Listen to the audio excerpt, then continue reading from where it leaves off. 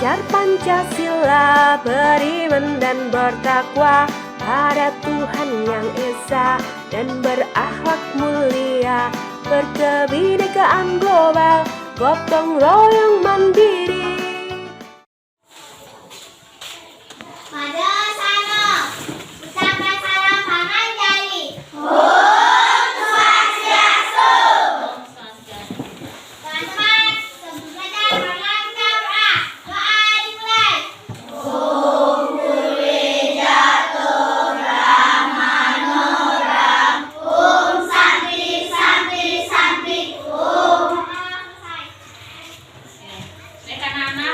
Mengabsen kehadiran kalian.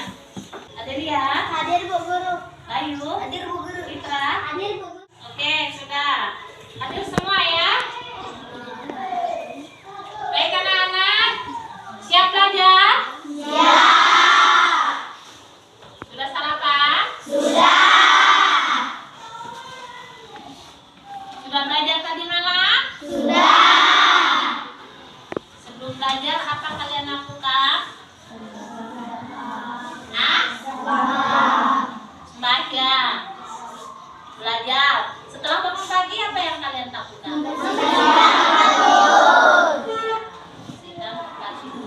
Harus membantu orang tua. Nah, anak-anak masih ingat nggak pelajaran minggu lalu? Masih. Masih. Semuanya masih ingat? Masih. Tentang apa? Subah dan asubakama. Apa itu subakama? Iya, perbuatan yang baik dan perbuatan yang buruk. Nah, anak-anak, pada hari ini kita akan belajar P5. Tahu tentang P5? Tahu. Apa itu P5? Proyek penguatan profil pelajar Pancasila. Proyek penguatan profil pelajar Pancasila. Sila. Nah, sebelum masuk di materi, sebelum praktek, Bu Guru akan menjelaskan tujuan pembelajaran hari ini. Tujuan pembelajaran hari ini adalah satu, memahami pengertian dan makna Canang Sari. Yang kedua, mampu mempraktekkan Canang Sari dan unsur-unsurnya. Ya, seperti itu. Anak-anak, Bu Guru akan menjelaskan materi hari ini, yaitu P5 tentang Canang Sari, proyek tentang Canang Sari. Canang Sari berasal dari 3 kata yang terdiri dari berasal dari bahasa Kawi, yaitu atau bahasa Jawa kuno yang terdiri dari 3 kata, yaitu san, cang, dan cari. San yang berarti bentuk,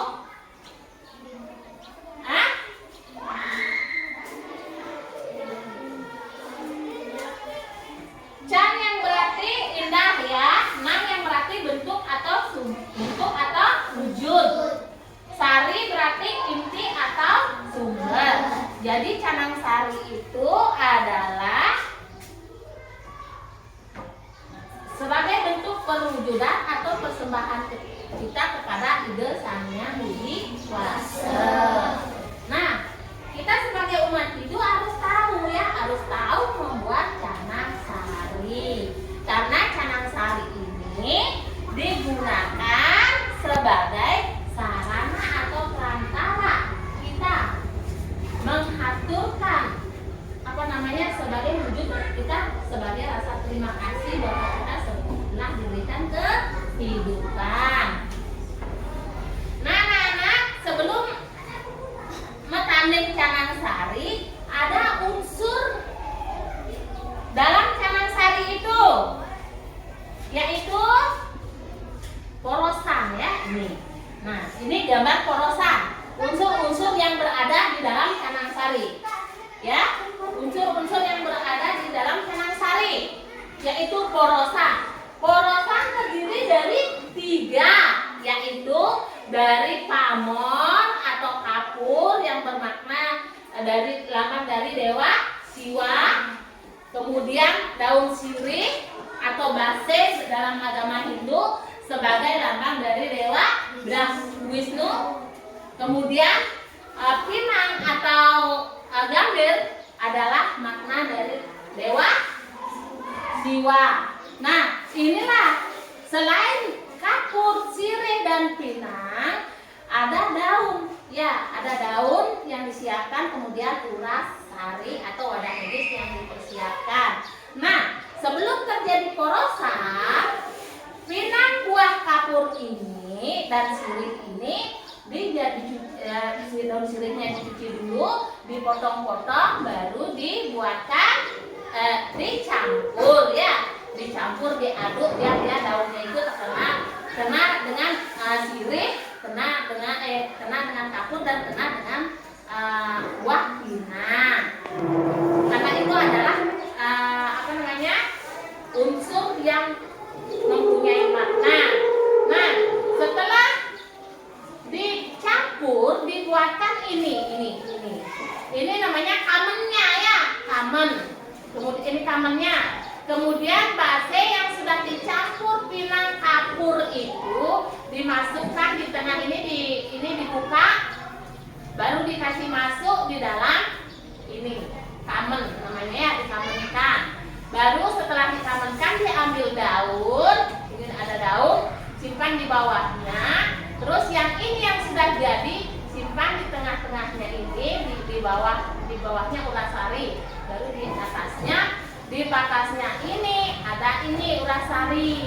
Barulah bisa dibentuk atau metandek tanah ya. Paham anak-anak?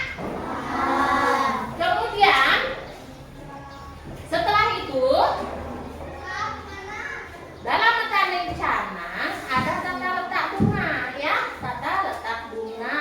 Setelah mengetahui unsur dalam porosan, sudah tahu buat porosan, sekarang kita harus tahu tata letak penempatan bunga secara etika atau pengedar-pengedar dalam ajaran agama Hindu ya. Tidak sembarangan metandeng bunga atau sembarangan simpan bunga putih, simpan di mau-maunya kita, tidak ya. Ada aturan, ada pengedar-pengedar yang kita harus lakukan. Nah, bunga yang pertama bunga putih. Bunga putih di timur ya, bunga putih di timur. Ini timur. Bunga putih di timur. Bunga putih adalah lambang dari dewa Iswara. Nah, dia berada di timur sebagai lambang dewa Iswara. Kemudian di arah selatan, ini selatan. Selatan atau kelon ya, kelon namanya selatan. Timur namanya secara balinya dangin ya. Ini kelon. Bagian kelon atau selatan bunga merah ini, bunga merah ya. Adalah lambang dari dewa Brahma. Kemudian di barat, ini barat, dauh barat ya, bagian dauh barat namanya. Bunga kuning adalah lambang dewa Mahadewa. Ini kuning di barat. Kemudian di utara lambang dewa Wisnu, yaitu bunga ungu atau hijau atau hitam boleh ya. Kalau tidak ada hitam pakai hijau, agak hijau-hijau, tidak ada hijau pakai ungu. Selain warna putih, merah dan kuning boleh di sini ya. Kemudian di tengah-tengah ada kembang rampai. Kembang rampai adalah lambang dari dewa Panca Dewata. Sebentar di dalam praktek ada beberapa hal yang ingin Ibu sampaikan atau aturan dalam praktek ya. Nah, pertama jangan main pisau ya, karena pisau adalah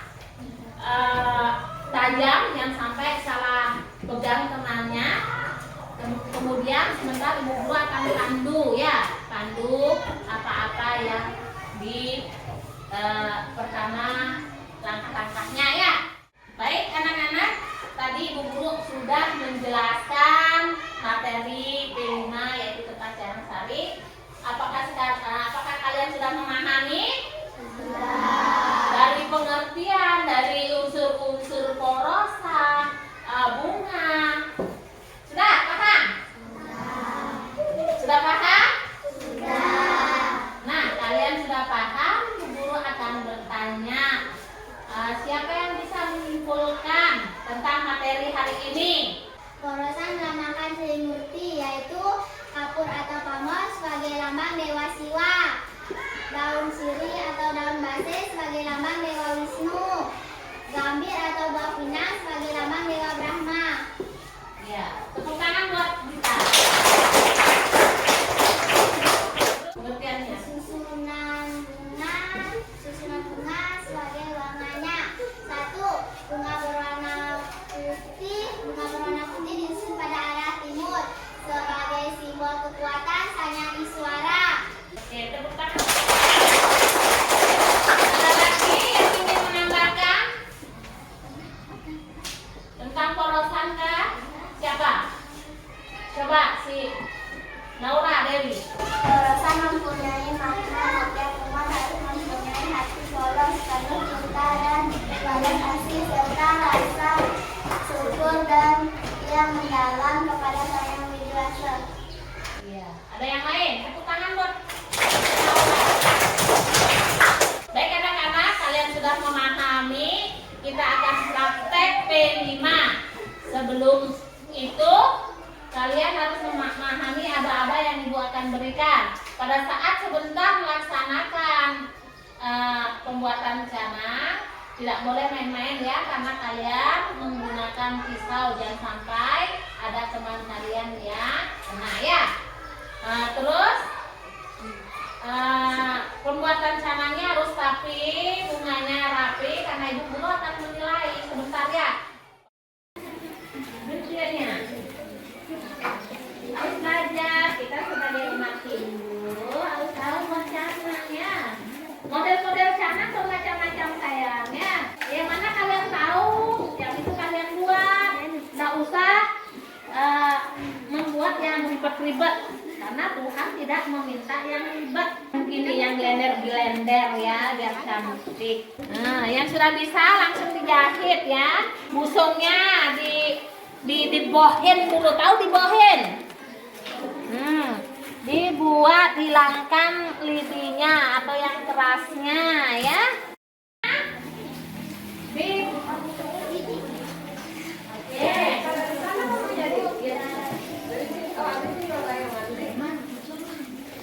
Kelihatan sih.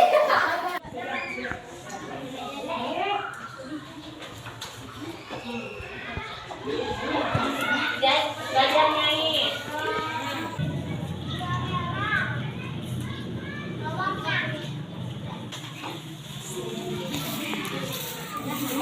Nggak tahu. Sini tengah-tengah. Sudah?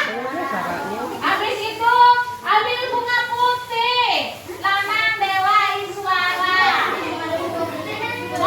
Mau isi 2, mau isi 3, mau isi 4, sebanyak-banyaknya terserah kalian.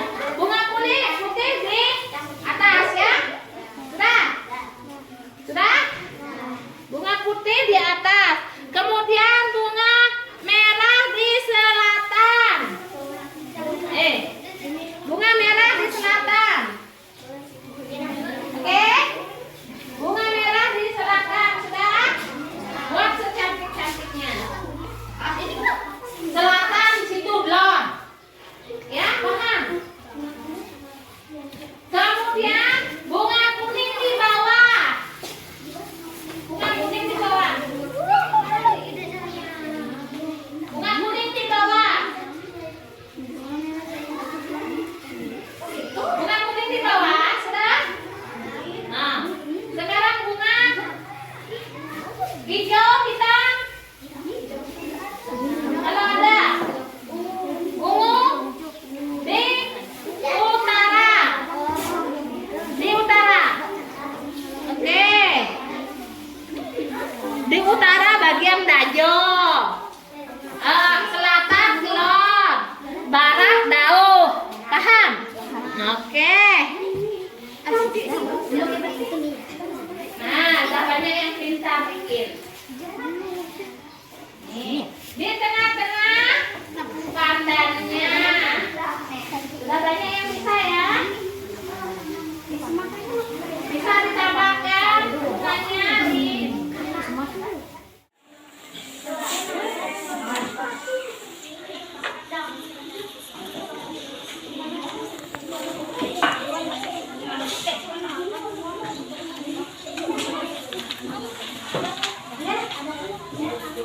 Nah, ini kan rapi, cantik.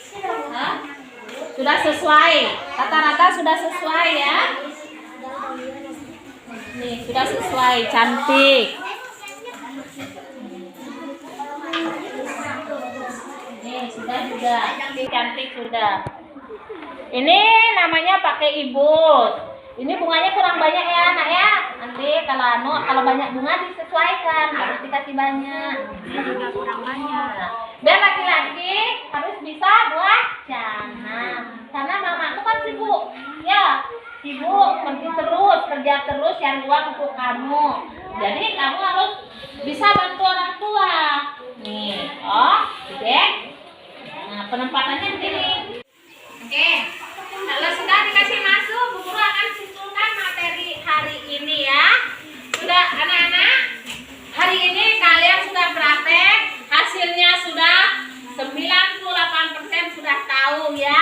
Sudah tahu itu apa canang, porosannya, unsur-unsur dari canang, apa namanya, penempatan peletakan bunga juga kalian sudah paham. Perbaiki. Yang perlu kalian perbaiki sekarang adalah tentang keindahannya. Perbanyak isi bunganya ya. Jangan sampai canangnya gede, bunganya sedikit ya, disesuaikan. Kalau isi bunga yang banyak silakan disesuaikan. Jangan juga terlalu kumpul sekali ya. Nanti kelihatan jelek kembali. Itu keindahannya, kerapiannya yang perlu ditingkatkan ya. Itu masalah pembuatannya sudah bisa. Masalah yang perlu ibu koreksi adalah tentang menyimpan bunganya harus rapi ya. Itu. Nah, anak-anak, kita sebagai umat Hindu harus tahu membuat canang, baik laki-laki maupun perempuan. Ya, harus bisa karena sangat bermanfaat sekali. Kita sebagai umat Hindu, pembuatan canang ini adalah sangat bermanfaat bagi orang tua dan kita nanti besar supaya tahu. Karena kita sebagai umat Hindu, canang ini adalah salah satu prasarana dalam penerapan kita dalam kehidupan sehari-hari maupun hari-hari tertentu. Canang ini adalah sarana sederhana yang kita persembahkan kepada Tuhan Yang Maha Esa. Paling sederhana ini canang ini, tingkatan paling kecil persembahan yang kita lakukan ya. Ya. Makanya di dalam canang itu ada simbol-simbol atau makna-makna yang bermakna sekali, bukan sembarangan canang. Ya, anak-anak, paham semua? Ibu ingatkan kembali, tolong canang ini hasilnya dibawa pulang, kasih tahu mamanya. Nah, ini praktek Bedima tadi hasilnya. Ya. Jadi orang tua kalian tahu bahwa kalian praktek hari ini, kalian tahu membuat canang dan sudah bisa membuat canang. Oke, anak-anak.